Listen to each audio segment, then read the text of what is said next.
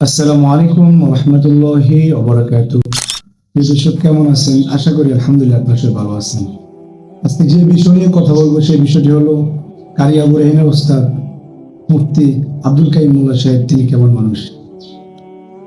মুফতি আব্দুল কাইয়ুম মোল্লা সাহেব তিনি একজন ভালো মানুষ। অসহায় গরিব মিসকিন মানুষকে তিনি অনেক ভালোবাসেন। ওনার মাদ্রাসায় অনেক ছাত্র আছে যারা টাকা দিতে পারে না, বাপ নাই মা নাই। ওই ছেলেদেরকে তিনি অনেক সুন্দর করে লেখাপড়া করান। ওই ছেলেদের যত খরচ লাগে সব খরচ তিনি বহন করেন। এই মানুষটার নামে মাঝে মাঝে ফেসবুকে অনেক অনেক বাজে বাজে মন্তব্য করেন। ভাই আমার, একটা মানুষকে আপনারা যদি খারাপ মন্তব্য করেন, সেই মানুষটা যদি সেই কাজ না করে তাহলে তো আপনি গুনার ভাগীদার হবেন।